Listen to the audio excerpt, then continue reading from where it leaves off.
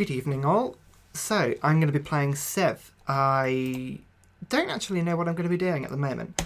I think... let's start with person. So, this is, as you will probably guess, my first video, my first attempted time of playing Civ whilst being watched, as it were. So, I don't know who I'm going to be. I feel I need to be somebody that is going to, keep me in safe hands. Someone that I have played before and isn't going to give me too many problems. But then again, I don't want to be anyone that is, classed as really, really overpowered, as it were. Top tier, I guess. Something like that. So I might go for somebody like... who have we got? Shoshone. Yeah, these guys are good. I mean, they don't have any particular strength in terms of victory, but the defense bonus will hopefully mean that I don't get wiped out on my first video too quickly. So I'm going to be going on Pangea, just, standard. And I'm going to be going on small, 6 players. I'm going to keep the settings, relatively stable. I'm not going to change anything particularly, purely because I don't want to, give myself any reason to fail more than I would need to. Now, I'm going to explain why I'm not going to be doing too many people in a bit, and also why I'm naturally going to keep the difficulty at King. I know a lot of people who write stuff about Civ will play on maybe Immortal, Deity. I've seen a few, and it looks really difficult. But I'm going to be playing on King purely because it's my first video. I want to, keep a challenge. I find if you put it on Prince, then pretty much you can do what you want without any real difficulty. So I'm going to be playing on King. I like it. It's a nice mix between being able to sort of play in the way you'd want to without being pushed over by computers immediately, and it's also difficult enough so that it gives you a bit of a challenge. I'm going to be playing on Epic. I quite like Epic. It's I'll explain. Let's start the game quickly. Let's see what I've got done. It's pretty standard. I won't be changing that. And let's see what type of map this gives me. So as I say, hopefully this should be a nice, easy person to keep alive with. So Shoshone, they're pretty... I'd say they're quite a good Civ for people who've never played before. The additional territory when you start new cities can come in really handy. Not only for your first city, so you can get all the resources around it and have a really nice start, but also they're very good at playing wide. Now, wide obviously meaning having lots of small cities in terms of populations, but spamming them all over the place, which is, I really enjoy playing wide. I'm going to try and play wide this time. I know that a lot of people stick with tradition. I think it's good for the higher difficulties of Civ when you're playing really Immortal Civ, or you're playing Civ with lots and lots of actual physical people on multiplayer. A lot of people stick with tradition with very tall empires, but let's try and do something a bit different. So what have we got here? I seem to have started with some elephants and some incense, maybe a little longer. Now ordinarily, this is again one of the reasons why Shoshone are quite good. Ordinarily, if I have to stick my settler here, obviously you'd get all the tiles around it. I'd have a mountain next to me, some forest and a river and some elephants, and that's about it. But as I settle here, as you will notice, it's given me all of this extra territory all around the side, and including the incense. So it's kind of almost spotted the best bits and given it to me. So I am going to be playing, as you can probably tell, with the graphics on absolutely rubbish. I don't think you can actually get much worse than this. I mean, you can see in the background you've got the big grey scary wall of death that is the unknown that, I'm sure most people that play this game will have a lot more graphics and it'll look a lot prettier, but I will confess my good old laptop, bless it, it's a bit weak when it comes to this sort of thing. It doesn't have a graphics card, it's got integrated graphics, it's bless it, it tries hard, but we'll forgive it if we need to keep the graphics down a little bit. Fingers crossed, one day I will get myself something that will actually be able to give us a bit more power, but for now the graphics are going to stay nice and down. Anyway, chugging on, otherwise I'm going to keep talking for ages. Now, I'm going to be taking a liberty route on this. A lot of people, as I was saying, play tradition, but I'm going to be going liberty, which is a very good starter for wide empires. Lots and lots of cities, which hopefully with the Shoshone's land grabbing ability, I'll be able to double up, you know, claim lots and lots of land very quickly. So I'm going to be going for liberty. Now, the problem with liberty is that you don't get automatic monuments. So I will need to build a monument, but I'm first going to build myself a second Pathfinder.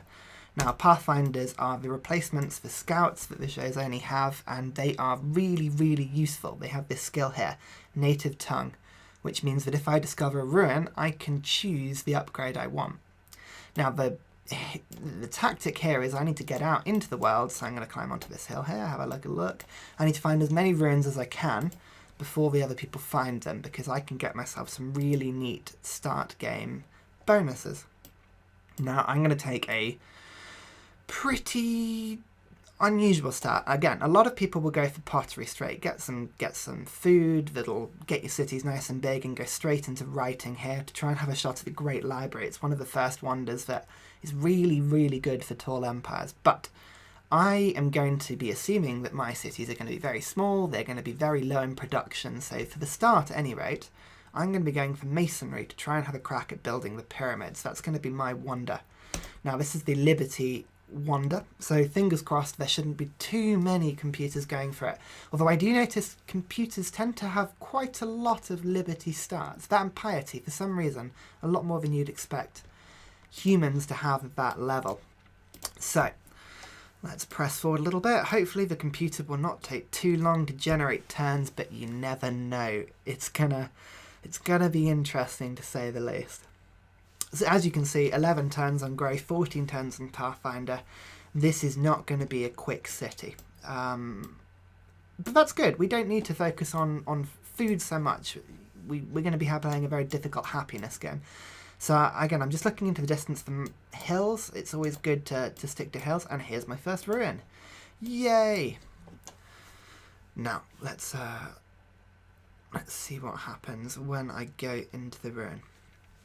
So as you can see, as I go into it, it gives me a choice. I can basically pick any one of the random variables that you would ordinarily get when you go into a ruin. But, I mean, look at this. Have a look at the maps. Where's the barbarian one? You know, I don't even see the barbarian one there.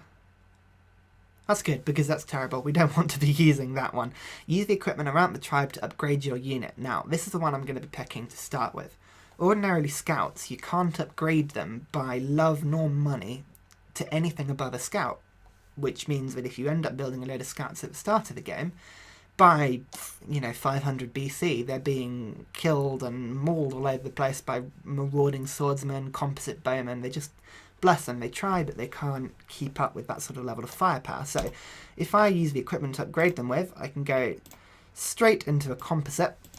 That's a unit for life now. I can actually use him well into the actual, into the big bits of the game. He's going to be a unit I can keep. And also, he will be keeping, fingers crossed, the ability to move through terrain, which will be quite handy.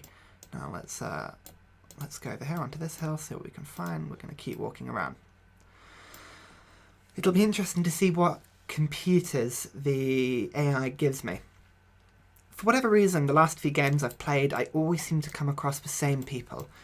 Washington, he's one of them, and oh my god, Washington really, really annoys me. For whatever reason, I'll bump into him, he'll extend the olive branch of love and happiness, and you'll think, yeah, you know what, the Americans, I can have a good American friend that could serve me right. Bam, backstab, and suddenly they're after your lands, and it happens every time. So I'm kind of hoping I don't find myself some Americans. Now I found myself a natural wonder. King Solomon's Mines. You know what? I've never actually found that in the game. That's really cool. So that gives me +1 happiness that will just stick with me for the duration of the game. But +6, that's the sort of production that I could be taking a look at, definitely. I mean, I'll explore around this area a little bit more. But I mean, you've got coastal proximity. To make some ships, you've got a ton of production. I might not be thinking that's too bad. Now, barbarians at this stage, some people kill them, some people don't. I find that it can often be quite a good tactic to not kill the barbarian camps until city-states want you to kill them. You know, there's no point giving away your love for free.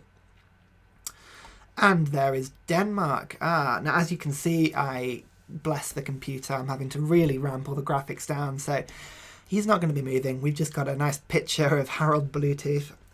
Denmark, what do I remember about them? These guys seem to be fairly war-hungry, but I think they're fairly trustworthy from what I can remember. I could be wrong about that. We will see, I'm sure. But anyway, there's nothing I'm going to be able to trade with them for now. Now, the thing is, as I was mentioning earlier, I want to be grabbing all of the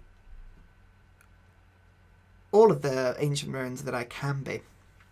Which leaves me with a dilemma. If I've got warriors, especially if Denmark is right next to me, if I've got warriors just running around, exploring as they will, they're going to be stealing all of my ruins.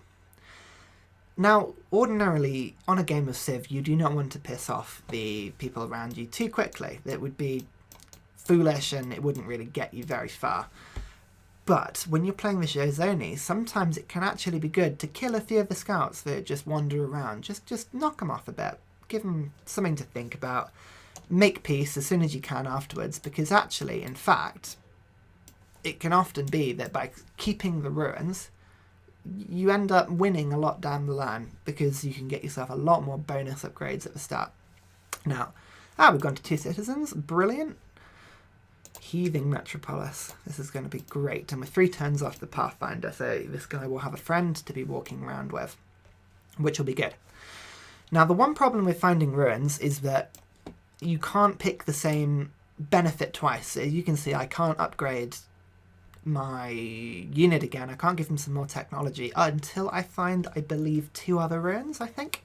So this one will count as 1. I've got to find 1 more, and then the third I will be able to upgrade my next unit with. So I want to be keeping an eye on that. So maps, it's not going to really be doing much for me. I can get myself a new technology, but I never see the benefit of that. Yes, you can save yourself a number of turns at the start of the game, but you don't know what the technology is going to be. And actually, you know, sometimes you're playing a game of Civ, you get to sort of 1500 AD, you've got, you know, riflemen trotting about, and you think, oh, actually, I haven't got sailing.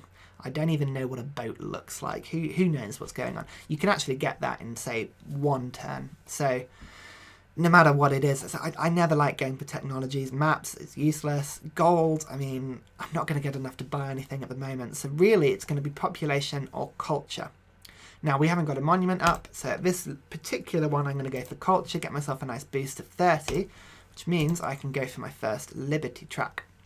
Now, sometimes I go for honour first to get myself a point of honour, just so that my troops have a bit of a bonus against barbarians, and I can grind myself some honour, but some culture by killing the barbarians. You get yourself a nice bonus from that. But I haven't really done any fighting just yet. I'm going to go for Liberty, and we're going to be going for this one here, the collective rule, to increase my settlers a little bit, get some city expansion going. So I'm going to adopt that social policy.